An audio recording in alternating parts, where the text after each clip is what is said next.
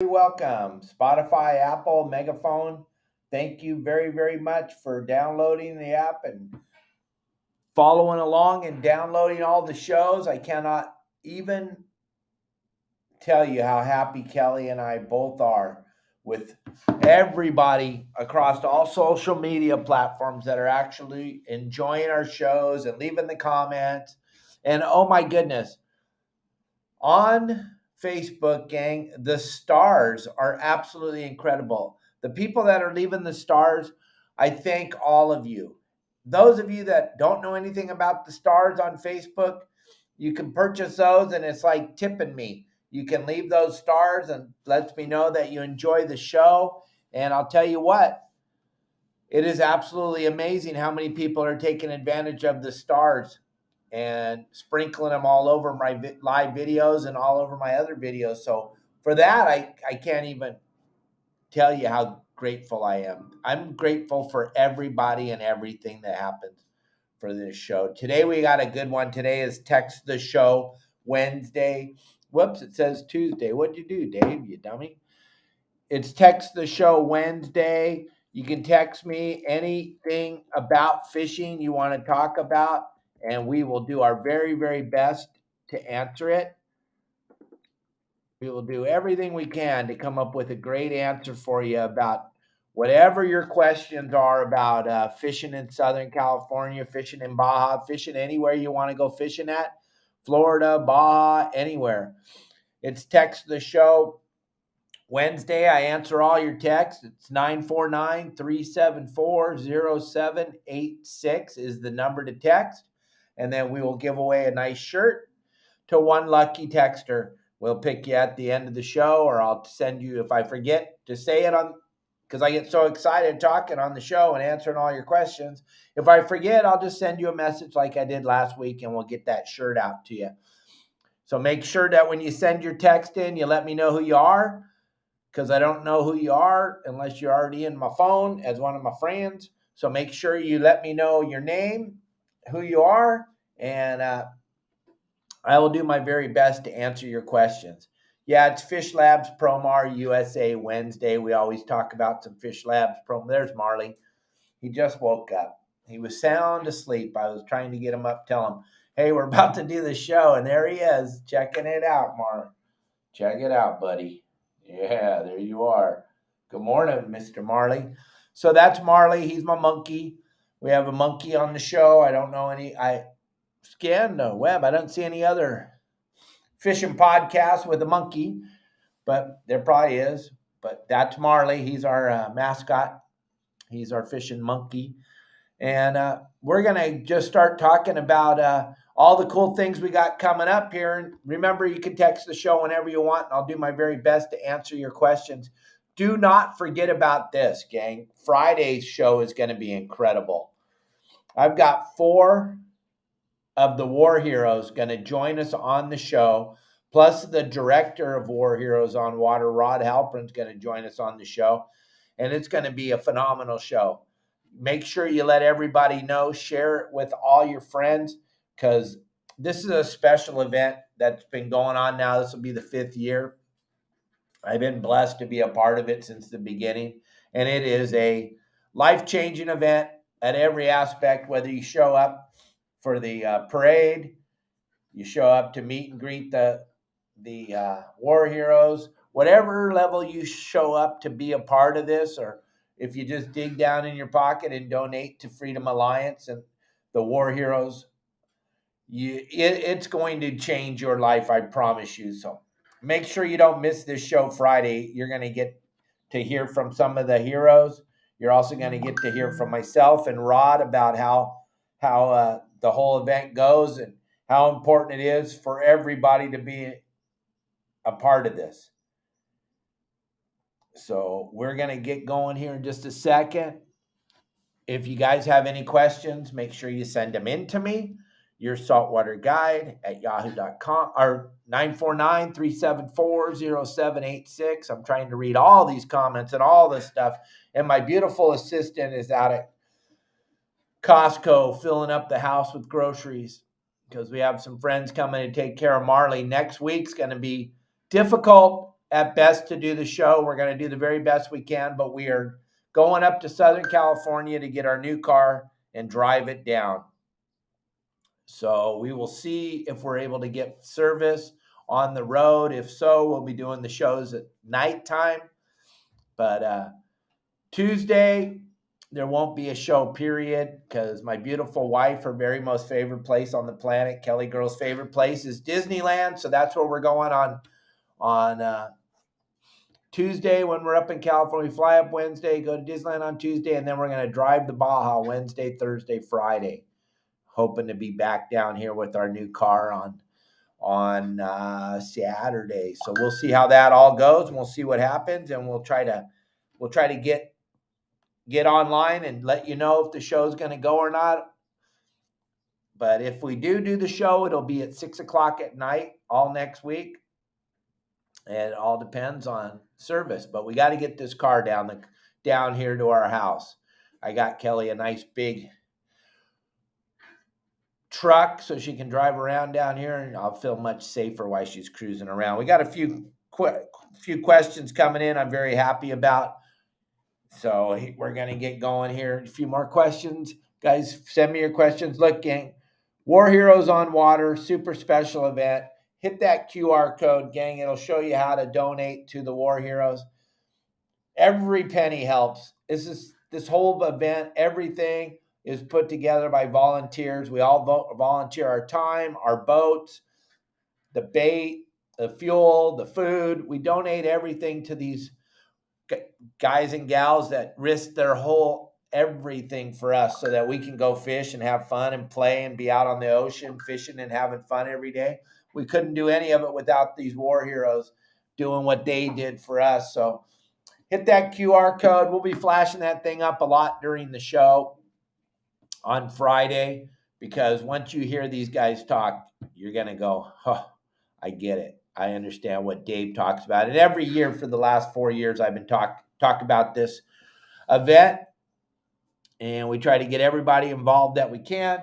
And this year, it's going to be spectacular. We're taking 50 War Heroes. We're going to have a bunch of boats. It's going to be insane. It'll be absolutely insane. But the guys will talk more about it on Friday. And don't forget, gang, Promar Ahi USA is having that phenomenal contest for all the everybody that watches the show. By just visiting the store, all you got to do is grab that QR code right there and visit the store, Promar Ahi USA. You visit the store.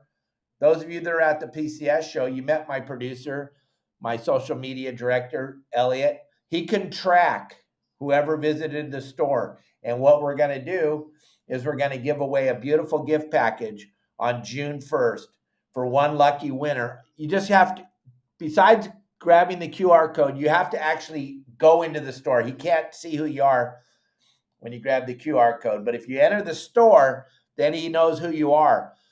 And then we're going to give away this gift package. It's going to have deception lures, some cedar plugs, some rock cod squirts, a hat from Promar, a shirt from Promar. It's going to be a cool grab bag, and all you got to do is visit their store, and that enters you into that contest, gang. That's a pretty good deal.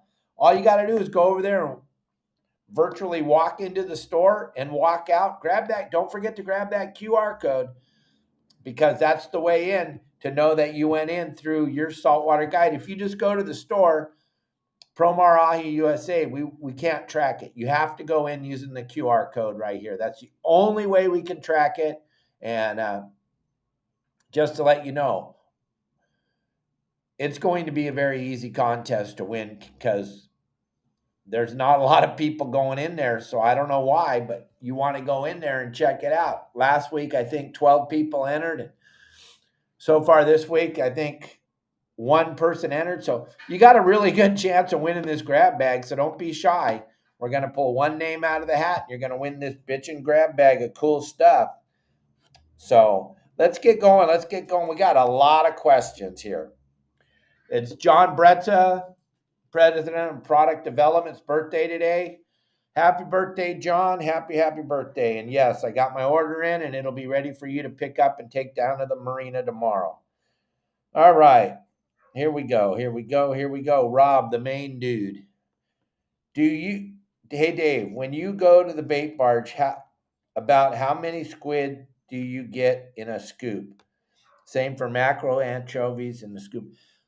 That's a good question. And that's a very, very smart question. And it all depends on the size, Rob. And when we say a scoop, that's usually 2 or 3 passes with the net. So it's going to depend a lot on, I'm just being honest, it's going to depend a lot on the size of the bait, the quality of the bait, how the bait looks in the net, how big the scoop's going to be when they put it in there. They may give you 4 passes for a scoop, depending on the quality and the size of the bait. But I promise you, a scoop of squid, 1 scoop of squid, if you purchase it, $75, that should last you the whole day for a couple of guys fishing on their boat. If you got more than a couple, you might need 2 scoops. But 2 guys, 1 scoop of squid, you probably have plenty of leftover squid at the end of the day, and you probably will have caught plenty of fish. But as far as how many fish are going to be in a scoop of whatever kind, you say mackerel, sardines, or squid, it depends on the size of the bait and the quality of the bait. Marty, you are very excited, very active. He's looking for his treat. He usually gets a treat before we go live, so he participates. And what we give him is these mango packs. Those of you that are wondering about our monkey, we give him these little mango packs. These are loaded with fresh mango, and he absolutely loves these little packets. You see him up? He's right on the edge, right on the logo there. He's right up on the logo and ready for his little snack. I'm sorry, Mar. Here you go. Here you go. There you go. He always gets a snack before we go live, but he was sleeping. So that's what he was waiting for. I'm sorry. Okay, so I'm back. So that's Marley, our rescue monkey, and that's the answer to your question, Rob. Thank you always for sending in some cool questions. All righty, here we go. Here we go. I don't see a name. Oh, Bill. Looking to fish in Cabo for 3 over Memorial Day weekend. Can you please provide a recommendation? Yeah, how many people, Bill? That depends. And just so you know, Cabo San Lucas is one of the most expensive places on the planet Earth. You're not going to get so bargain deal, but I have some really good buddies that run some really good charter boat operations down here. We can get you on something cool depending on how many people. And then Memorial Day weekend, you better get with me sooner than later. So give me a call or a text message, and we'll get you going as quick as we can on this thing and get you a reservation on somebody's boat. But it's going to be earlier. The earlier, the better. What is the Okay, this is Fish Labs, Mike. Thank you. Thank you. We were going to talk about it at the 20-minute mark, but this Fish Labs, company is owned by Akuma. Akuma sponsors the shows on Wednesday. Fish Lab is their lure company that Akuma owns. Fish Labs makes a plethora of lures, both for fresh and salt water, and we've done a lot of videos about them. So check out Fish Lab. Just type it right in, and you can go right to their website and see what I'm talking about. Today, I'm going to show you an Akuma reel that I like to use a lot.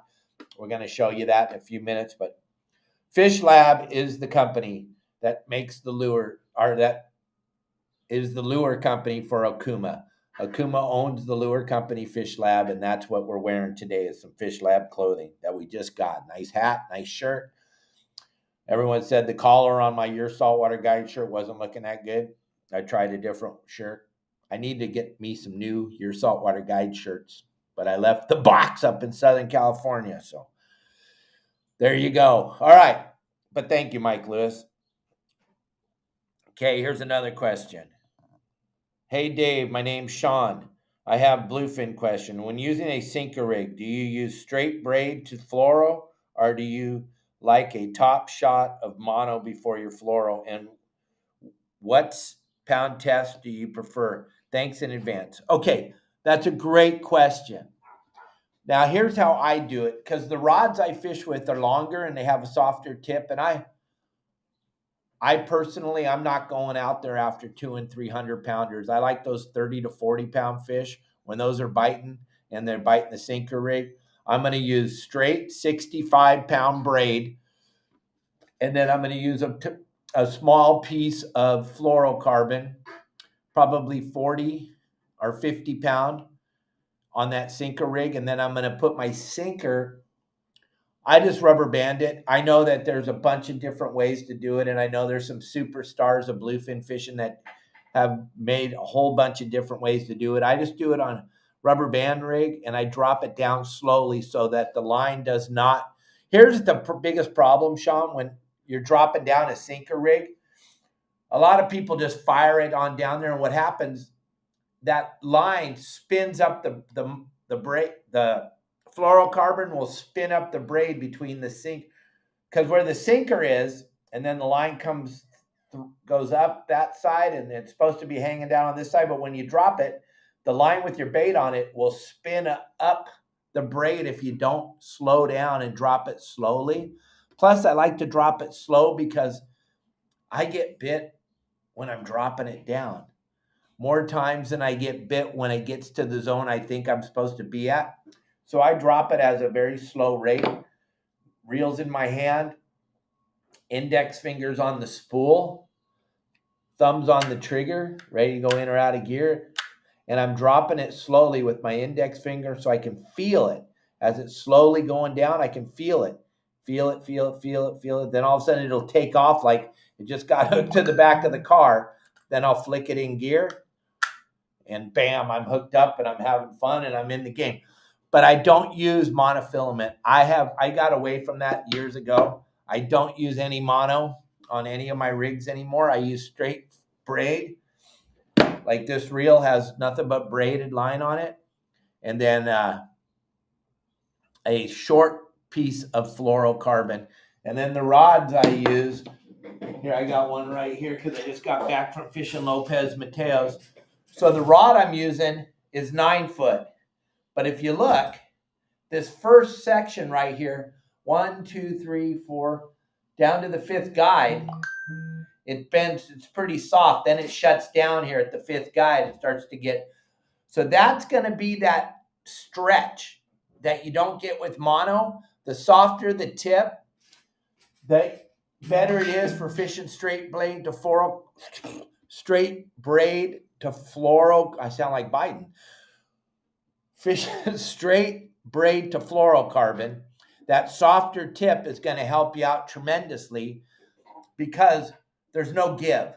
We have no stretch. You have no give like you do with a piece of monofilament. So that's why I use a longer rod with a softer tip to give that little bit of flexibility when that fish bites it and you put it in gear and you start to pull back on them, especially when you're tuna fishing. There is no need to do that giant hook set like you see on the movies or on TV where the guy just wails on it and sets the hook. That fish is going 100 miles. Like I said, it's going to feel like someone tied your line to the back of the car as you're letting it out and the line's going out slow and smoothly. And then all of a sudden it just starts to take off. All you got to do is click it in gear and pull back a little bit. You don't have to do that violent hook set. And especially when you start to learn how to use braided line and you're not using a piece of mono, there is no stretch. So when you do that violent hook set, you're going to break your line or you're going to rip the hook out of the fish's face. And those are two things you don't want to do because there is no give. And that softer tip's going to help out tremendously. And Dave Burris, one of the best rod makers and one of my very closest friends. He says he loves braid fishing, works way better. Absolutely, it works way better. It's the way to do it nowadays, gang. If you're still fishing straight monofilament, first of all, you're an environmental terrorist because you have to change your monofilament every other trip. You have to, because when you pull the monofilament off your reel, it will look like a spring. If it looks like a spring right now, go over and grab a reel while you're listening to me and pull the monofilament off. If it looks like a spring, it's no good. You do not want to throw that monofilament in the water with a hook on it that looks like a spring and have an opportunity to hook your fish of a lifetime, a big white sea bass or a big yellow or a bluefin on rotten monofilament. Are you kidding me? That monofilament needs to come out of that reel looking pretty straight. And if you take it off your reel and it looks like a spring, run your fingers down it and you're going to go, how did it get all twisted?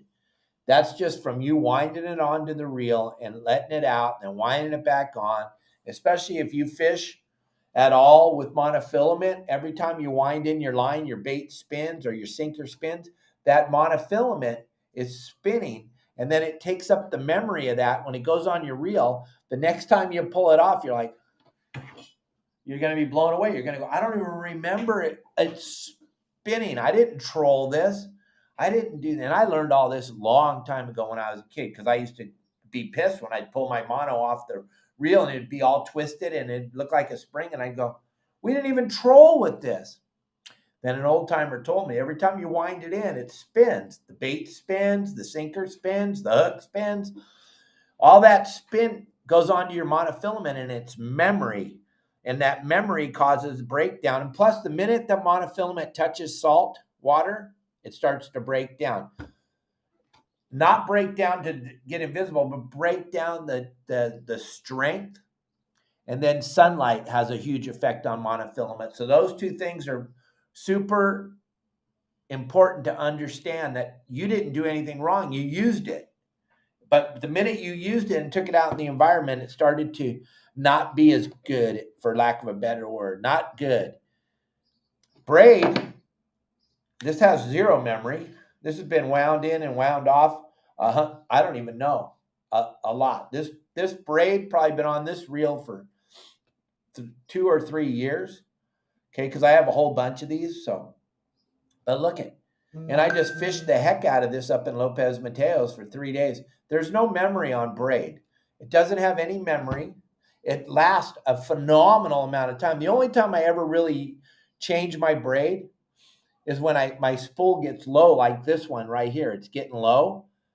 So I'm going to have to pull this braid off and put some different braid. And what I'll do with this braid is I'll put it on one of my Komodos, because there's enough braid on here to fill up a 300 all the way to the rim. So I'll just transfer this over to my Komodo 300, and then I'll fill up my Tesoro. Now, this is a Tesoro reel, Star Drag. What we all grew up on fishing with, Dan, Kim, Dave Burris. We all grew up fishing with Star Drag. Lever drag, you know why everybody makes a lever drag reel? Because people buy them. It's not that important, gang. It's not. Plus, it doesn't have the castability. Now, those of you that swear by the lever drag and, I gotta have, okay, that's fine. I'm not talking to you, so relax, take it easy. I'm talking to the people that want to learn. That's who I'm talking to. So just understand that this reel is a Star Drag, plus it's a narrow spool, so it's very easy to guide the line back and forth. This is a narrow 5. Excuse me. This is a narrow 5. I love this. The narrow 5, my go-to reel. Also the standard 5. Either one of these two reels are my go-to all day, every day. This is I'm fishing in the mangrove, so this is 65-pound braid. When I'm fishing offshore, tuna or Dorado or anything, I'm using 40-pound braid on here, but this is 65 because I'm fishing in the bushes in the mangroves. So that is, go to Okuma, check out their website, look at the Tesoro series reels, gang. This is it. You have some of these, you're done. I like the fact that they're so light, because I fish hard all day and I'm holding on to this thing all day. You take the same reel and put a lever drag on it, the thing's going to weigh a ton. Plus, it isn't going to have free spool like the Star Drag has, like a phenomenal free spool.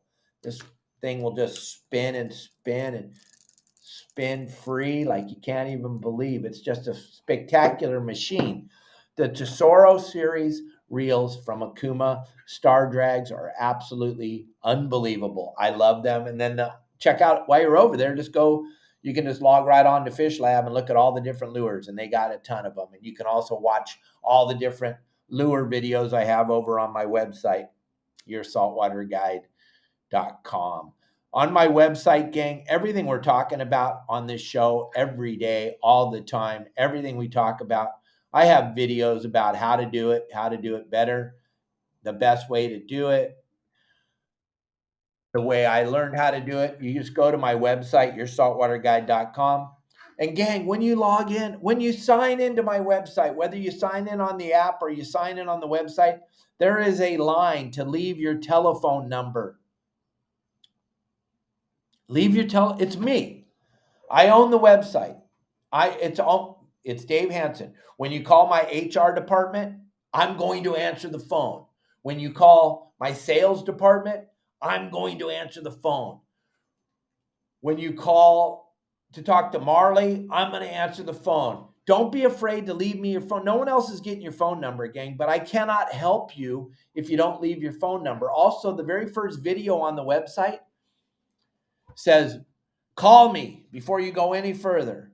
I cannot be more, I don't know what else to do. You need to leave your phone number or call me. One of those two things. There's a disconnect. We signed up 11 people yesterday on the website, and one person left their phone number, and two of them called me, and they were totally jazzed when I answered the phone. They were like, really? I'm all, yeah, it's me. I'm going to answer every call. All the members, everybody that's a part of the website will tell you, I answer your calls. As long as you're a member of my website, I answer your call. Is there another website out there that the owner of the website answers your telephone calls? Every time you call. Or if you leave a text message, I try to get to those as quick as I can. If you ever saw my phone, though, the thing's it's like on fire all the time with all the text message, emails, and everything else going on with all the shows and the social media and everything. So just understand, you need to leave me your number if you want me to get a hold of you. I cannot magically make you call me. All right? So when you jump on there, and you will, eventually, if you're not a part of my website yet, you will be eventually, because you will get tired of sucking at fishing. You will. Eventually, you all get tired of not catching. And that's one thing I can promise you. If you go over to my website, Your Saltwater Guide, grab that QR code right there on your screen. You'll never have to suck at fishing again unless you want to, because I make sure that you don't have to. And then the community that we built is the most safe community with the most information you've ever seen. All members are sharing everything they do, right, Dan and Kim, right, Mike, right? Everybody's over there sharing on the community all the time. We want to make sure that you understand how cool this website is and how much fun it is over there. So we got a lot of questions still.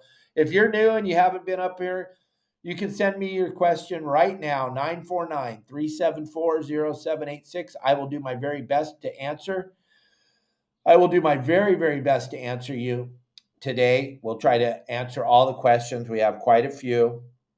Dave Hill, if California fishing license is good for the year till the next year this time? Yes. Wayne, we had Wayne on the show last week. Wayne talked about it a little bit.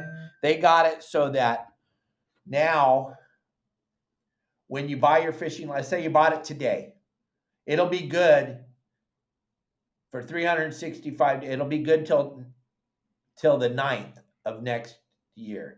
It'll be good until May 9th because it's May 10th. So May 9th of next year, you'll have to renew. That is a cool thing. That's how Mexico's been doing it for the beginning of time. It's a really cool thing, and it's going to help them out tremendously. One thing I used to hate, we start lobster fishing in October, and a lot of guys wouldn't get out to go lobster fishing with us till November, and they want to go on 2 or 3 trips, so they'd have to buy a year license in November, and it would be good for a month and a half. It was silly. Now it's cool. It's 365-day license. That's pretty rad. That's a big step up for the state of California. It's hard to believe that they did something in our favor, but they did. Okay. All right, Brian Pearson is asking me about the kelp that's coming in the Gulf of Mexico, heading up southwest Louisiana, Mississippi, going with the long-term effects of what's going to happen with it. Thanks. That Grasso Grass, Grasso Grass. They were talking about it when we had Rob and Amy on the show. This grass cannot be bad. If you think about it, it's what it's doing is it's coming up off the bottom because of the weather, the temperatures, or whatever, and it's coming up into the water chain or the food chain. It's adding more nutrients into the water. I know it looks ugly and it stinks when it gets on the beach, but the time it spends in the water, it is phenomenal for all the bait fish. It's phenomenal for all the pelagic fish to lay their eggs on when they cruise by those things.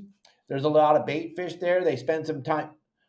Sargassum, thank you. Yeah, thank you. Thank you, Matt.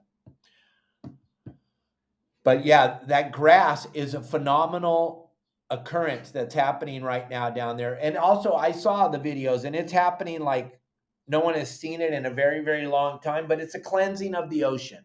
And so all that grass entering into all the different pieces of water that it's going into, it's only adding higher nutrient levels into the water. It's going to be great for everything. I know right now it kind of sucks, but if you wait a month or so after this whole cycle gets done, and it's just another cycle in the cycle of things, Brian, and it's going to help, and it's a good thing. But it sucks when it hits the beach and it starts to decay on the beach. It makes the worst stench. If you have a restaurant or a bar down on the beach, it's not good. But as far as the time it spends in the water, that is phenomenal time. Right, Mar? Right, buddy? Yeah, it's a phenomenal time. Did you eat all your mango? All right. We got another question from my good buddy John Rowe. And John, do I answer the phone when you guys call? What does the gain and the interference do on the fish find? Okay, that's a great. Thank you. I'm just making a really cool video for the website about fish finders. We call them photometers, but it's a fish finder. So the gain and the clutter or interference are super important. Let's say you're out fishing and there's other boats around. Everybody's got a different fish finding apparatus. So the interference on there is when let's just say you're at Catalina and the sea bass are biting and there's 100 boats between Orange Rocks and Silver Canyon. And they're all anchored up in 70 to 100 feet of water, fishing those squid beds, waiting for that sea bass to make its big circle and bite everybody. What happens is a lot of times the different photometers are putting out, our fish finders are putting out different frequencies in the water. And so it starts to add what we call static onto the screen. So the interference, you can start to clean that up, and you're just going to slowly back it off, John, and slowly back it off until it cleans the screen. Then what's going to happen with the gain, and here's how I run the gain on every boat. And there were many years where I would be on 100 different boats in a season. When I get on your boat, I'm going to get out of the harbor. I'm going to look and see what the bottom looks like. I'm going to get in like 100 feet of water, and I'm going to stop. And I'm going to adjust your gain. I'm going to get that bottom to where I can see it, put it in the middle of the screen. So I'm going to, if I'm going to look at the bottom in 100 feet of water, I'm going to put the surface 0, and then I'm going to put the deepest part at 150 feet. That'll put that almost halfway in the middle of the screen where the bottom is, okay? Then I'm going to look at that bottom, and I'm going to turn the gain up super high, and then I'm going to start to back the gain off until I see no static on the screen. Then I know it's set perfect. I know I'm going to find any fish that are free swimming in the ocean, and then I'm not going to touch the gain anymore during the day, because once you get offshore and you get away from where the bottom is, it's going to be really hard to set the gain proper. So once I set the gain where I can see the bottom, I don't touch it again. I click out of that screen. And also something to remember, those of you that are boat owners and those of you that have your electronics on your boat, nobody gets to touch those buttons on your fish finding apparatus except you. Now, I know your wife will get to touch it That's okay. But your friends and people coming on the boat eating their boogers and they're like, oh, that's not how we run our thing. Why are you with me? Don't come on my boat. John already knows how to set up the photometer perfect. So he's not going to let you come and start changing things and doing different things with the machine. Keep your flipping hands off of other people's machines when you come out on the boat. We don't want you messing up what they're doing. And that's what I would say all the time, every time, John. That's how you're going to adjust that gain and that interference. The interference thing is not going to come into play very often, only when there's a phenomenal amount of boats around, and you'll start to see the static showing up on your screen. And that's when you're going to have to try. Sometimes you can adjust it out of there. Sometimes the frequencies are just too strong to do anything, and then you lose your visibility at the looking at the bottom. So that's what I got on that. Let's see. Drew up in Ventura, going out fishing this weekend. Any islands up here you want to report on? Yes, absolutely. Drew, go over I don't know if you're on our website or not, but if you're on our website, we have a really good guide up there, Sonny. His number is accessible off the website on the community section. And also, Drew, I do a game plan for the Channel Islands every Thursday afternoon at 3:30, and I give you a rundown of what's going on. And I get pretty accurate information with Sonny, especially now being a part of the website. We're giving you real-time information from what the guys that are fishing out there every single day are seeing. And one thing that we all need to talk about the website is when I send you to an area, I'm not sending you to an area so you can go fish for a bunch of boats. I'm sending you to an area where you can actually catch fish, where maybe 2 or 3 skiffs caught fish there last night. You get over there and there's no boats there, and you're like, what are we doing here? How many of you that are watching this right now have been a part of my website for so long that you know when you get to the areas where I send you, all you're going to find in those areas is fish? That's the key. If you want to fish with a bunch of boats, and if you're always, and the people on the boat are always worried about where all the, and here's the thing, Drew, most people that come with you on your boat are going to ask you all the time, hey, Drew, what are all those boats doing over there? You got to answer them just like I talked about yesterday, Donnie and I. If we would have known you wanted to fish for boats, we would have stayed in the harbor, gang. The same exact way Donnie and I were talking about approaching fishing when we were running sport boats is how I approach this fishing thing when I send you out on your private boat. I'm trying to think of what I would do if I was with you. I look at the weather, I look at the water, I call all the different captains I know, and I try to find out what they're all seeing, what the water conditions are like, and I put that whole plan together, and I think of it, if I was running a sport boat on Friday morning and I was coming out of Ventura, where am I going to go? What island am I going to? Where am I going to go? How am I going to approach this? Do I want to fish with a bunch of boats with my 40 or 50 people? Because that's how many people we carried. Donnie talked about it. I talked about it. Donnie carried 99 people on the Freelance. I carried 60 people on the Clemente, 60 people on the Seahorse. But that is how I go about when I talk about the game plans for the website. And gang, don't forget this day. I'm sorry, we just got to talk about it. It's Monday. Look at that guy. That's Pops, Dave Burris. Check it out. That's the old man. That's my dad. May 15th is officially Don Hansen Day at Dana Wharf Sport Fishing in Dana Point, California. My sister and my brother have put together a phenomenal package for you guys. If you decide to go fishing on the 15th down in Dana Point, it's half off everything. Go into the store. All merchandise is 25% off. Gang, you can buy gifts. Think of this. You're going to go fishing. You're going to go, and Dana Wharf is the best. You're going to go fishing. You're going to buy tickets this year in the summertime to go fishing. My sister and brother are selling gift certificates to go fishing on their boats. And they were smart though. My brother was like, no, you can only buy 10 at a time, because really If you buy 10, holy mackerel, you're going to get 10 half-price tickets. That's a pretty damn good deal, gang. So check that out. Don Hansen Day, Dana Orr Sport Fishing on the 15th, this May. It's going to be spectacular. All right, so back to our questions. I'm sorry, we were talking about sport boats, and there was nobody on the planet that knew more about it than he did. All right, so Kim and Dan, what are your thoughts on rigging the Mad Max with wire leader? Nope. You're not going to get a bite. It's not going to swim right. It's not going to do the things that it's intended to do. You're dragging that thing around at 100 million miles an hour. I wouldn't put the wire on there.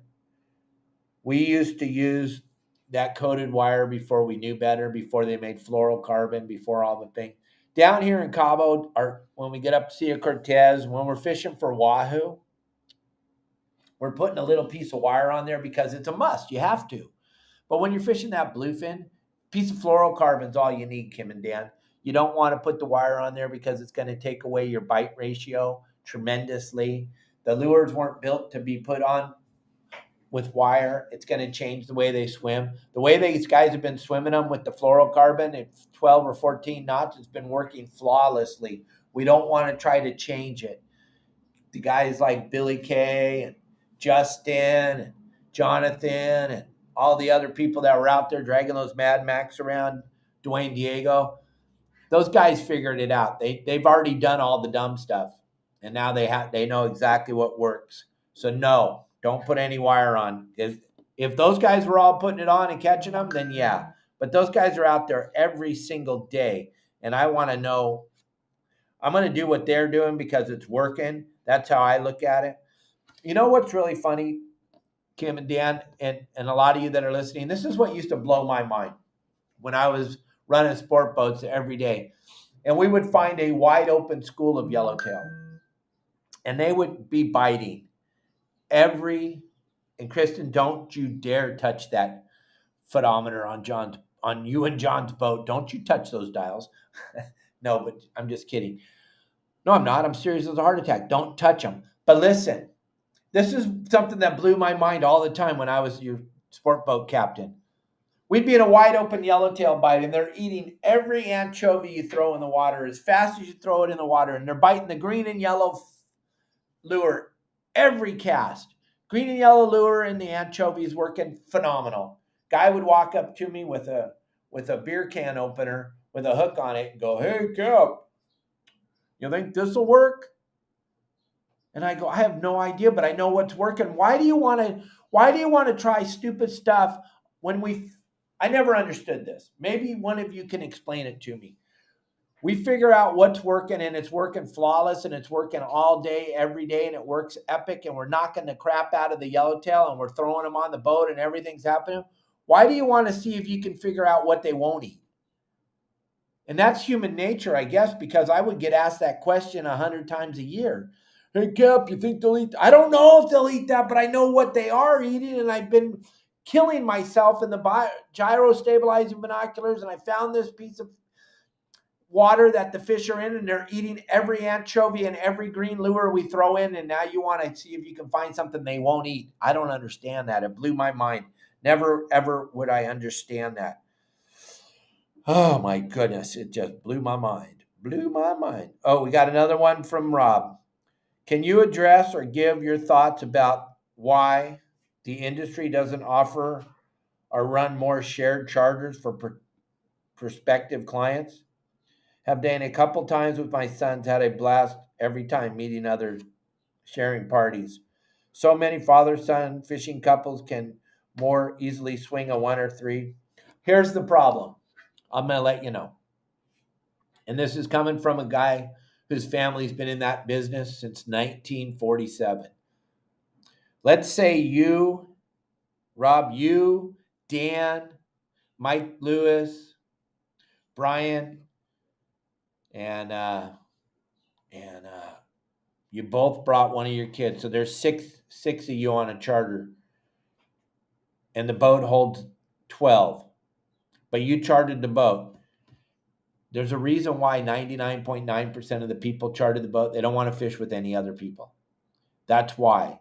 And for me to go up to them and go, hey, Rob, Dan, I know you chartered the boat. You just wanted to fish with your friends and your kids.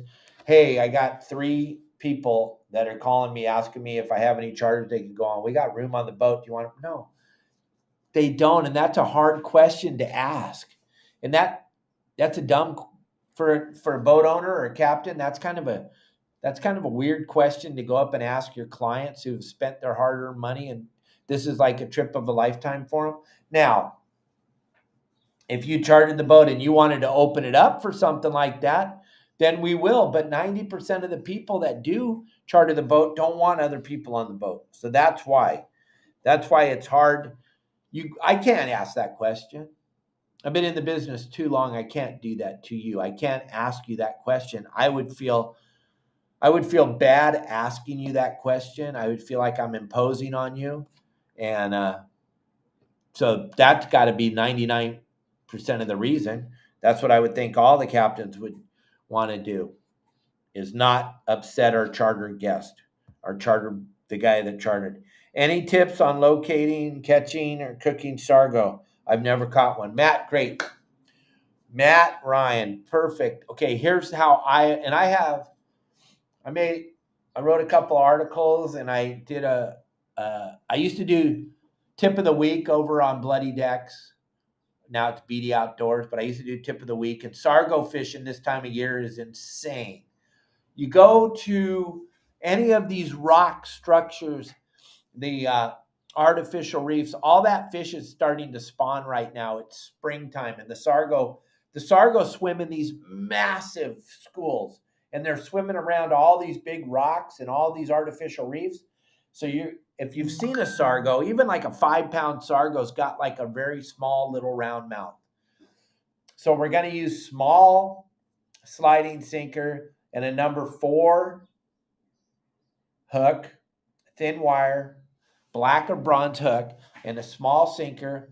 And we're going to fish these rock piles, or all these different rocks, in the upper water column, though. Those sargo aren't down on the bottom rooting around. They're swimming. Let's say the rock's 50 feet deep. They're swimming in that top 30 feet. They're not down there. So when you get down below 30 feet, you need to wind your line back in and throw it back out and let it sink down. But little thin strips of squid are phenomenal. I like to fish 6-pound or 10-pound with a spinning rod because it's fun. So that's how I would go about that. And I would have my chum bucket. I would have my bag of strips of squid, little tiny strips, little tiny hook, little spinning rod. Cast it out, put it in gear. Cast it out, put it in gear, and let it sink in gear. As it's sinking down, that sargo will suck that piece of squid up. He's hooked up right away. You don't have to let him run. And sargo are a great fish to eat and a phenomenal fish to catch. It's a big croaker. The meat is almost like a white sea bass. It's in the same family, and it's a great big croaker. Or not a great big croaker, but it's a great game fish on the light tackle. It looks like a big perch almost, with a big bar across it, big round mouth that makes it hard for it to suck down any big pieces of bait. So that's how I would go about sargo fishing. And thank you, Matt, because I love sargo fishing. It's a blast. All right, AJ, looking to score my personal best white sea bass out of South Orange County. Do you have any recommendations on boats, captains, or best time? I have allocated the first 2 weeks in July to pursue. AJ, when we're done here, I'll send you a couple of people's phone numbers that I would suggest you go with. They don't get free press on the show because that's just they didn't pay for their time on the show. They don't get free press, but I'll send you their numbers when we get done here, and they'll steer you in the right direction. I promise. All right.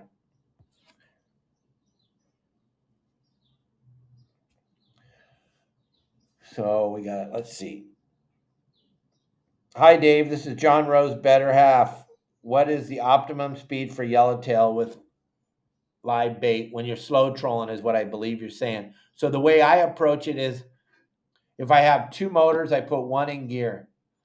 If I have 1 engine, I just, like on my outboard, on my skiff, I'll just put it in gear. I might be doing 1.5 knots or 2 knots. I'm not going to go 3 knots if I don't have to. 2 knots is the best for slow trolling. I'm going to have that bait out, one on the right side, one on the left side. You holding one rod in free spool, index finger on the spool, thumb on the trigger. Thumb is on the trigger. When I start to feel the bite, you're going to feel your mackerel or your sardine back there. It's going to be twitching. All of a sudden, it's going to be a steady pull. It's going to feel totally different, and you'll recognize it the moment it happens. It's going to be a steady pull. You're going to tell John, take it out of gear. Take it out of gear, because I'm bit. He pops it out of gear. That fish starts to take off. You let him run, keeping your index finger on the spool to cause pressure. Because what happens when you cause pressure, the fish thinks that he thinks another fish is trying to steal the bait out of his mouth. So he's just going to violently suck it down. Click it in gear, turn the handle, take the slack out, then set the hook. One time good, hold the tip as high as you can, and turn the handle randle, turn the crank hank. You don't need all that violent. Setting the hook 50 times, but 1.5 knots to 3 knots, somewhere in that zone is how I'm going to slow troll my baits. Perfect example is to go look at my roosterfish videos and how we slow troll for roosterfish, because a roosterfish is just a big jack. All it is a jack, same family as the yellowtail. I approach it exactly the same way, fish it exactly the same way, with same kind of bait, big sardines or big mackerel or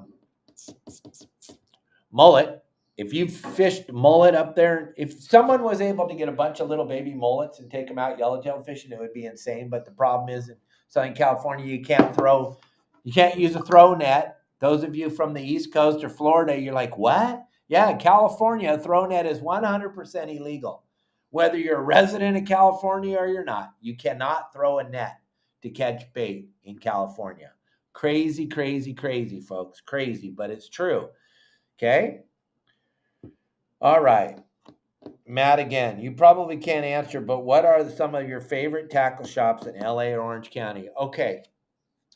Orange County is going to be where I'm going is Hogan's, right behind Carl's Jr. and Dana Point.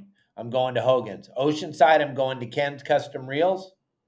Up in Huntington Beach area, I'm going to see Mark Wish at Pacific Edge on the corner of Bolsa Chica and Ettinger. He's my buddy. He's my pal. He's my friend.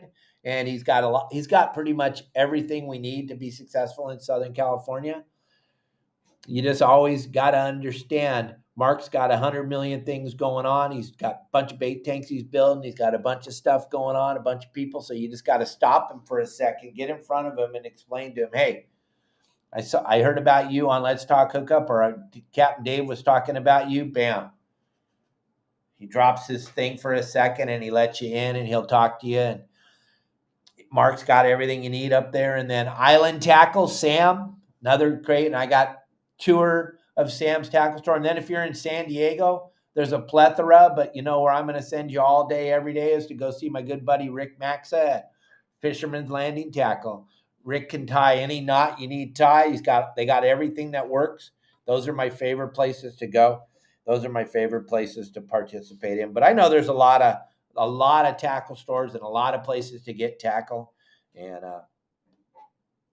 those are the places I'm talking about. Oh yeah, I don't know, Rob. Yeah, that's what I was thinking. 6-pack charter too. When you got 2 or 3 people and you're gonna throw another 2 or 3 on top of them that they don't know. Most people aren't into that. Most people don't like that. Okay, Jack, my man, Jack. You got to make me a cool video to make me a superstar, because I'm only getting like 30 million views a month right now. Can you talk about some of the techniques when fishing live squid on lead heads? After it sinks to the bottom, do you bring it back up and cast it back? Absolutely. That's a good question. Okay, I'm not a hat wearer, so I don't even know how to wear the dang thing. That's why I still got all my hair, because I don't wear hats. But I told him I'd wear the hat today. So when you're fishing squid on a lead head, we talked about this a lot a couple days ago. When you cast it out there, Jack, it has to sink down in the water column as slow as possible, but still make contact with the bottom. You don't want it just hanging out. You don't want an eighth of an ounce lead head when the boat's swinging and there's a lot of current, because he's not going to get down into the water column. Those sea bass are going to swim through the water column in a big herd. There might be one down a foot off the bottom and the other one's a foot off the top, and the whole school's in between those two, and they're swimming along. That's why it's imperative to have your lead head sink slowly through the water column, allowing it to have as much time in that water column as possible, but still having contact with the bottom at the end. And then as soon as it hits the bottom, I wind it back in slow. I wind it in slowly. I'll wind it in slow. And then I got my left hand in front of the reel. But if I start to feel a bite, I flick it right into free spool and put my finger on it. Because a lot of times when if you hooked it right, if you hooked it the way I show you on the website, when you're winding it in, it's looking like a squid going through the water. Naturally, it's going. It's not only every time you turn the knob, it's pulsating like it would normally swim, and it's also rising from the bottom. So it's going to look almost like a real squid coming off the bottom. So a lot of times those fish are going to have a tendency to bite it on the wind. So when I hit the bottom, I just don't speed wind it in and go 100 miles an hour and get it right in and then throw it back up. I'll slowly wind it in, paying attention, ready to click it in if I feel anything. If I'm feeling that squid as I'm winding in and all of a sudden it just feels like something touched it, right into free spool, right back into the game, ready to see if that was really a fish or not. I'm right back into free spool, and if it was a fish, he hit it once, he's going to spin around, come back because he thinks he killed your squid, and now your squid's sinking in the water column. He's going to turn around and eat it. So remember, the whole time you're fishing with it, always have contact with it. If there's any slack in the line at all, you have no contact with your bait. You don't know if it got ate. You don't know if it's on there anymore. You have no idea what's going on. So you want to always make sure you have contact with the bait and that you're always fishing that thing. You don't want it to be laying on the bottom. Dave Burris, a half-ounce squid head, half-ounce lead head are my favorite with 8/0 hook. Those work great if you're fishing deeper water with lots of current. I like the lighter ones. I like it to have more time in the water column. A half-ounce one, if you're fishing in 30 feet of water, it's going to go flying to the bottom so fast if there's no current. That's why I like to bring down the size of the lead head. But like Dave Burris just said, he likes that half, and you know what? He slays the fish. So you can't argue with his technique. And he's going to if I told him, here, put on a 1/4 ounce, he's going to second guess the whole time because he's so laser beam focused on fishing the half-ounce, where I'm so laser beam focused on fishing the 1/8 ounce or the 1/4 ounce. That's the difference. And in it, a lot of it's what you prefer, but as you're starting to learn, there's different reasons why we do what we do, and there's different reasons why I teach what I teach, is because I spend so much time with so many people so that I've seen what works for them and what works. And yeah, Dave, you're talking 190 to 120 feet. Absolutely. You're going to want to use that bigger lead head like a half-ounce, but I'm fishing on the beaches 90% of the time because that's where I want to fish. Plus, I want to make sure we get some fish. And there's bass and halibut and rockfish and everything else in there. Gang, don't forget, we got a big show. Hit that QR code if you want to learn how to donate for the War Heroes. We got a big, big show for you on Friday. We got some real war heroes going to join us. The guy standing right up on the very front of the bow there, Mike. Mike Nard's is going to join us, and 3 of his buddies are going to join us. And we're going to have a great show, and Rod Halperin's going to be here to tell everybody how the War Heroes on Water tournament works and how everything comes together and how important it is that we need your support and we need your help. And they're always looking for a boat or two if you can carry some people. He's going to let us all know if we need any more boats. He's going to let us all know what we need, what's going on, what direction we're headed in, how much support we need. But we've never had enough support.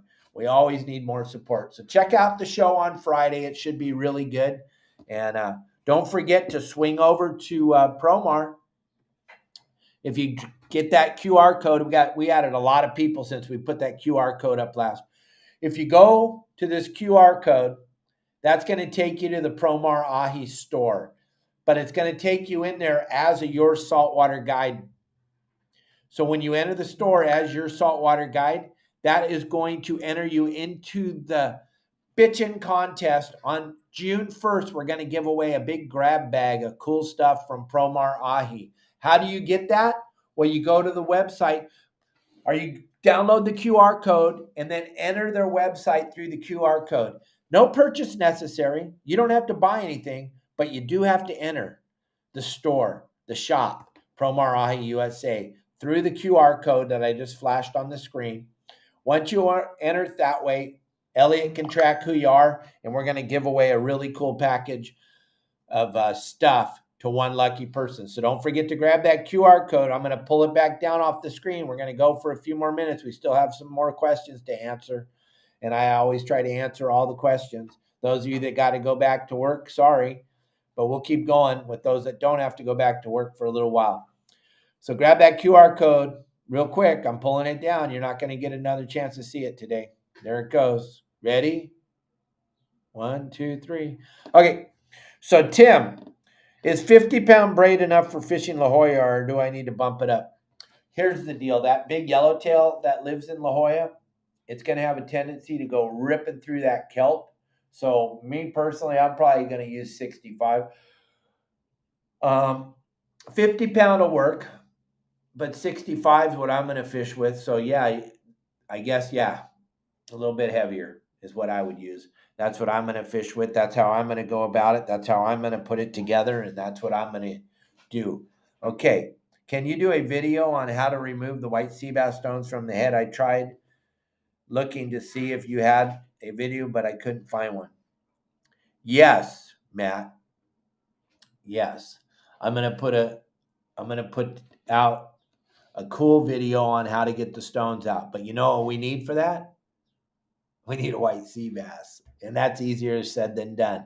So as soon as we get one, we'll try to show you how to take the stones out. Justin will probably catch one before I do, but if he does, I'll walk him through how to do it, and we'll show it to you. It's not easy.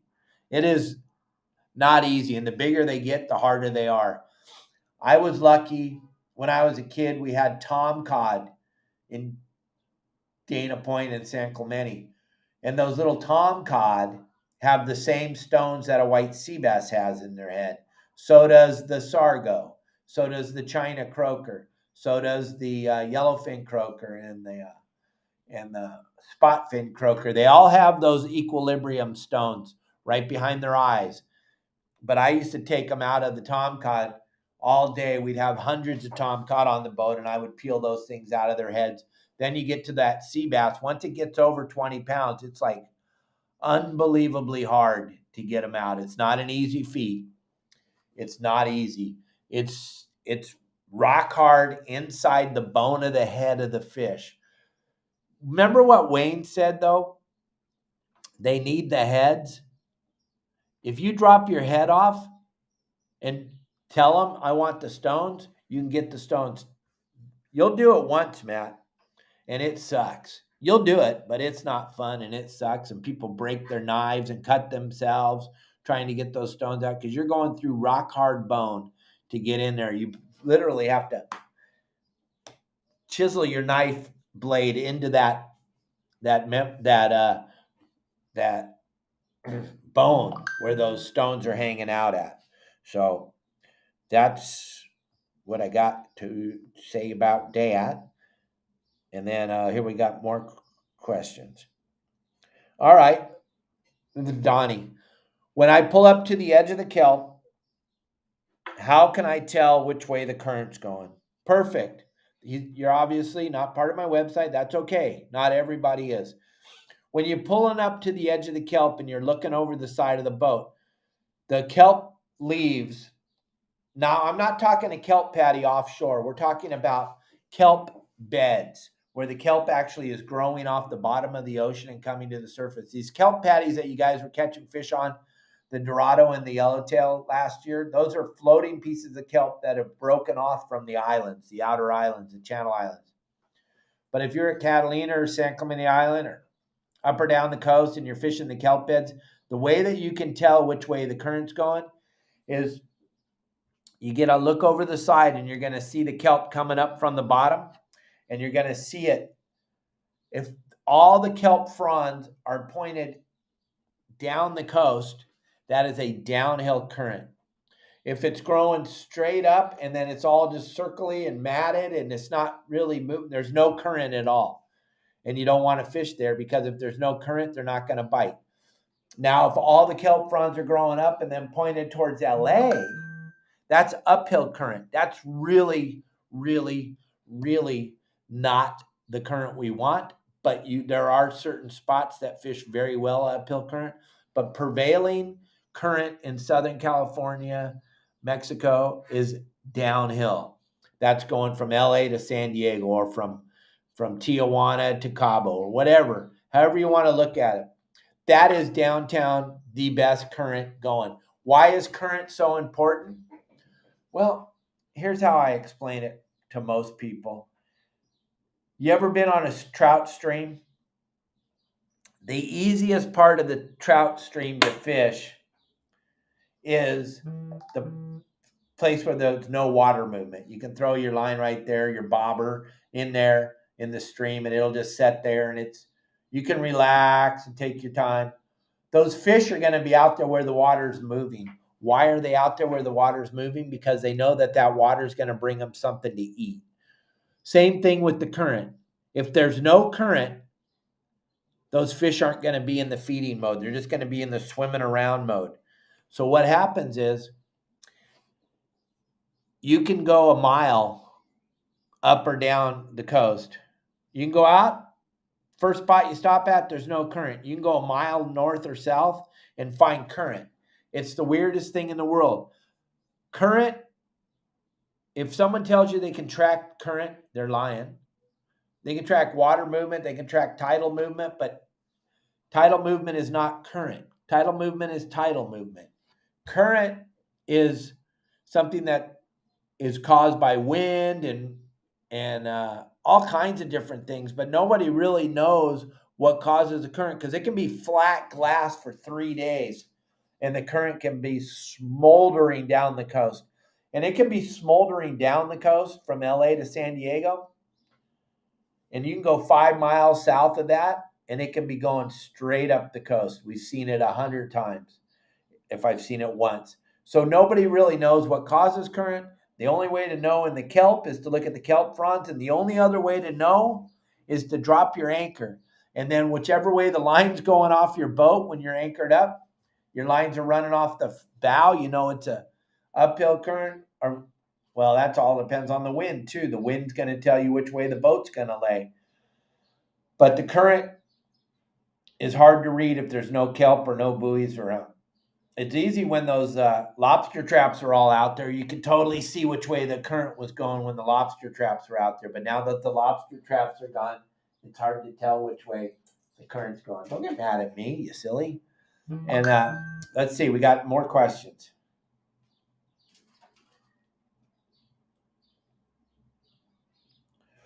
Tim's asking, when would I use monofilament instead of fluoro? I'm going to use mono when I'm fishing light, like 6 pound or 8 pound. That's something we didn't talk about when we were talking about sargo fishing. I'm using monofilament because that braid's going to have a tendency to, I'm sorry, John or Matt, I didn't cover that. I'm going to use monofilament. It's going to have more time in the zone when I'm fishing light line than braided line will. Also, when I'm trout fishing, I'm using monofilament because it's got a tendency to stay in that water column and not sink as fast as the braided line. As far as fishing saltwater, once I get past the sargo fishing, I'm using straight braid all the time with a piece of fluorocarbon. Why? Because fluorocarbon matters because the fish can't see it.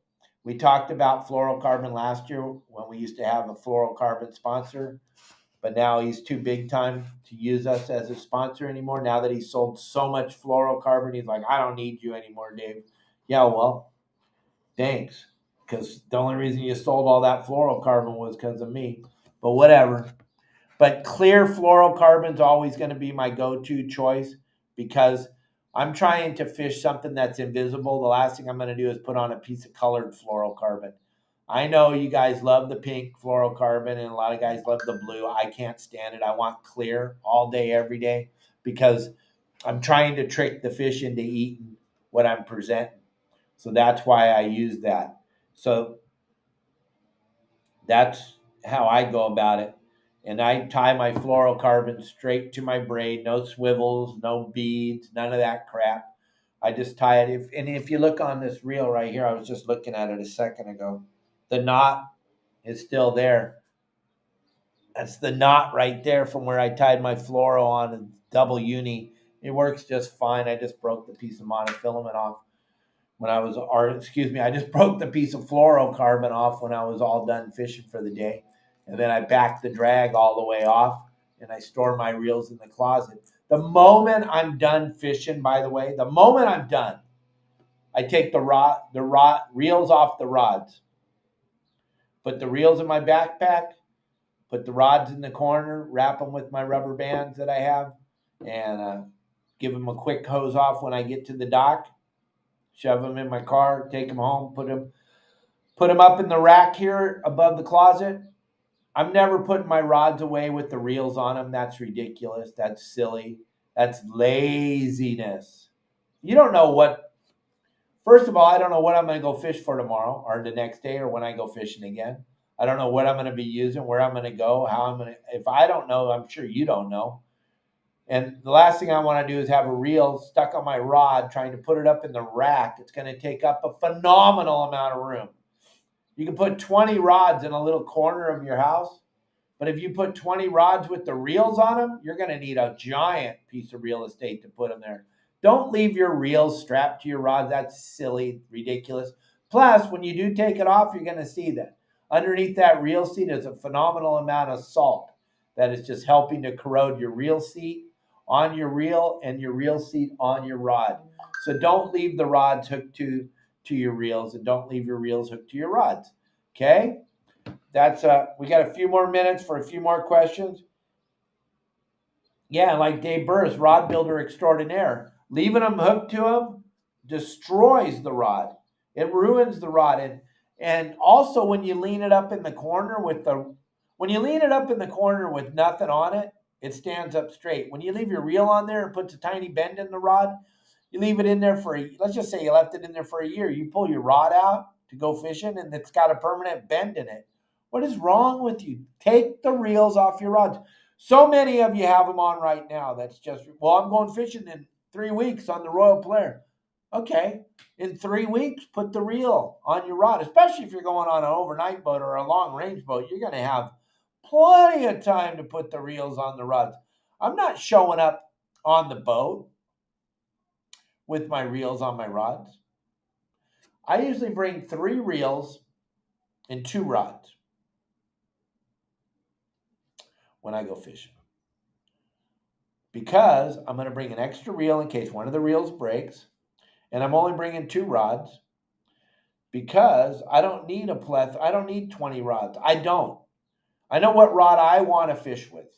So I bring an extra rod in case the one I want to fish with breaks, because it happens.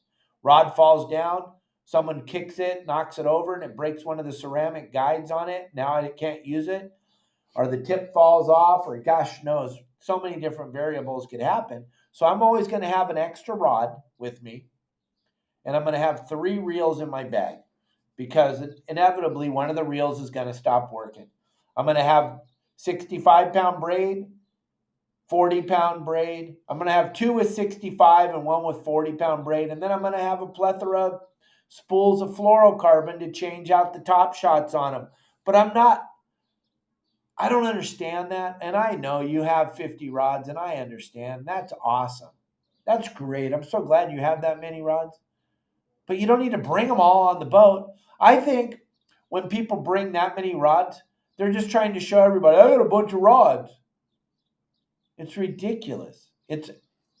I don't get it. I don't understand it. And when you bring that tackle box, that's so heavy that we need a forklift to get it on the boat. What is that all about, gang? Why do you do that? Why do you have so much tackle in this box? If you're going to go on a boat to go fishing, if you're going to go on your friend's boat, or you're going to go on a charter boat, or you're going to go on a overnight boat, you're going to call the landing. You're going to find out what's going on. You're going to look at somebody's website, like maybe Your Saltwater Guide, and you're going to find out, what do I need? Well, I need some number 4/0, and I need some number 2/0 hooks. I need some 50-pound fluoro. I need some 30-pound fluoro. I need a couple of flat falls, or a knife jig, or a carnata jig, or I need some live deception flash jigs, or I need a handful of this and a handful of that. I do not need a tackle box that I can't pick up. I don't need that. I fished a lot. Probably not as much as you guys, but I fish a lot. And if I can't fit it in my backpack, I'm not bringing it. And 90% of the time, if it don't fit in my front right pocket, I don't need it. I have a small, if I'm going to go rooster fish fishing tomorrow down here, and there's a good chance that I will because the weather's supposed to be bitching and they're biting. So let's just talk about that. I'm going to go rooster fish fishing tomorrow. I know what kind of bait I asked for. I asked for some mullet, small mullet. That's what I want. If we don't get the small mullet, I'm going to go home. I don't have any desire to go fish with the mackerel or try to fish with rig ballyhoo. I know I want the small mullet. I know I'm going to use number 4 4/0 thin wire hook. I'm going to use 50-pound fluorocarbon, and I'm going to tie it to this reel. I'm going to bring an extra reel, and I'm going to bring my 2 9-foot PCH rods, because I know, and I'm going to bring a little bit of fluorocarbon, probably 2 little pieces. I'm going to wrap them up. I'm going to put them in my pockets. I'm going to put a box of hooks or a Ziploc bag with like 10 hooks in it, and the 2 reels in my backpack with my food and my jacket. And that's how I'm going fishing. I don't understand why you guys bring so much crap that you're never going to use. And I know there's a lot of my friends that own tackle stores and are more than willing to sell you a bunch of crap. They want to sell you a bunch of crap. They do. They want you to have they want you to have all the stuff they have in their store in your box.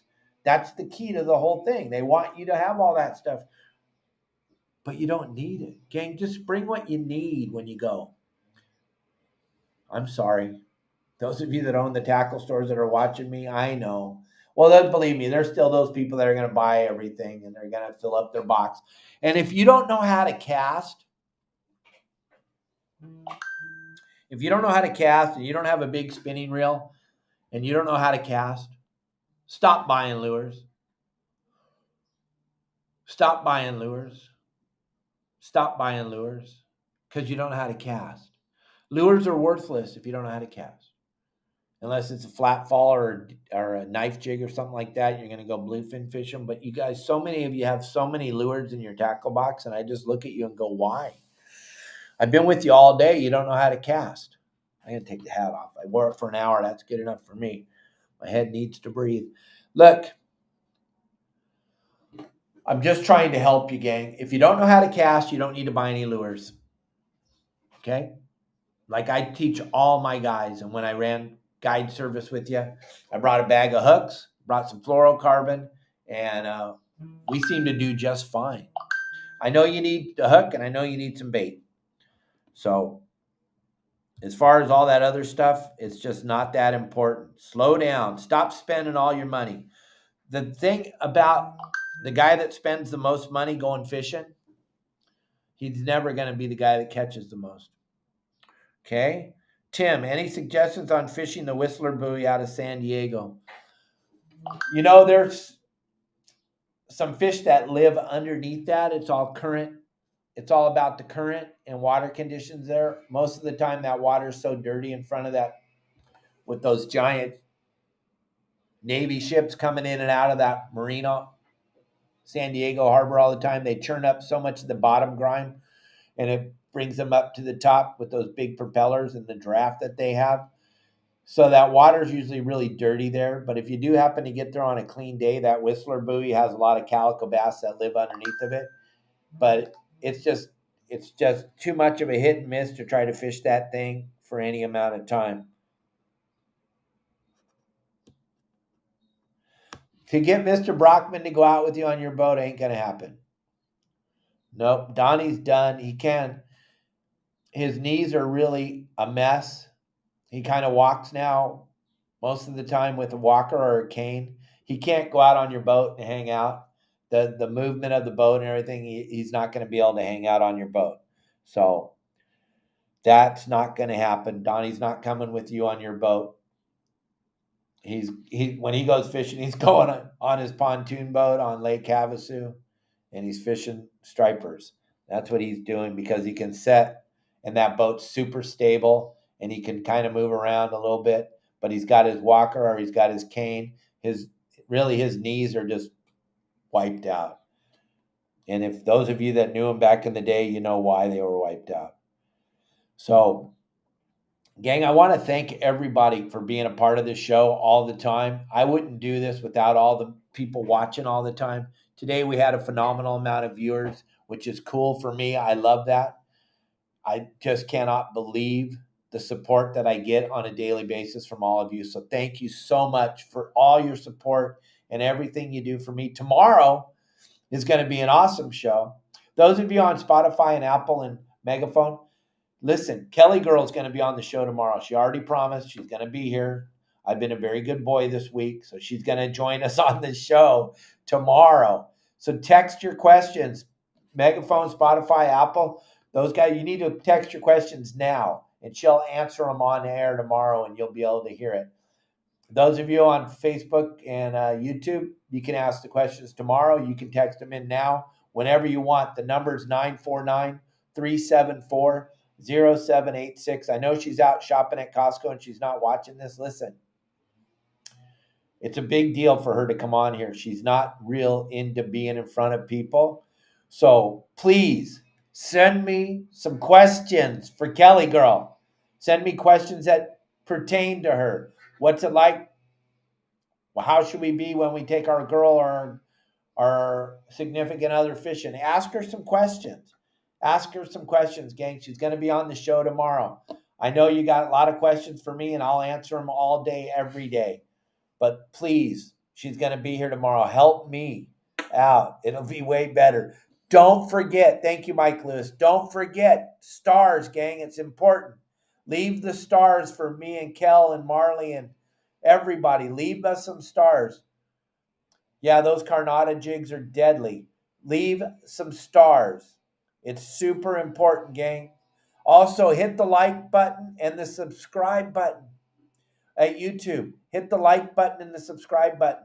Share this with everybody, gang. All these things I don't ever talk about, and you hear all the other people talk about this, like this, subscribe to this.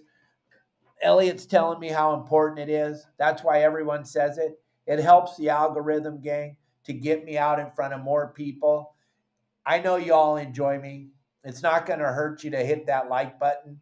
It's not going to hurt you to hit the subscribe button. Those two things help me out tremendously. If you can't afford to leave me some stars, hit the like button and the subscribe button, gang, on all my videos. I got so many. I put out 4 brand new videos every single day across all social media, every single day. Everywhere I go, I'm filming stuff. I'm trying to make sure, not filming, I'm videoing. Thank you, Jack. I'm videoing stuff, trying to make sure that I have enough stuff all the time in the can. Next week, Kelly Girl and I are driving our car down to Baja. We're going to try to film as much of that as we can to show you how incredibly safe the Baja is, how you don't need to be worried. We're going to try to film as much as we can. We're going to stay at a couple of cool little resorts on the way down. So we'll try to show you as much of that as we can. And then please, please, please, hit that subscribe and that like button. I don't say it enough, but I should. I should. Yeah. Thank you, Mike Lewis. Absolutely. Yes, absolutely. And we will get to it. I went way over today. People have been waiting for me. They're like, it's 1:30, Dave. Are you still talking?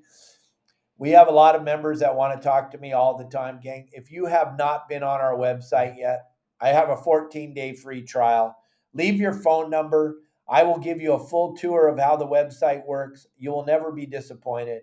And it's a fun place. The community is a fun place to hang out, feel safe, and post cool stuff. And you look at Eli's son, Itai, won $200. We got phenomenal pictures of him. We're going to post them of him watching, and we have a cool little video. It's going to be posted today of him watching the video of me giving him the $200. Oh my God, the kid is so special and so adorable.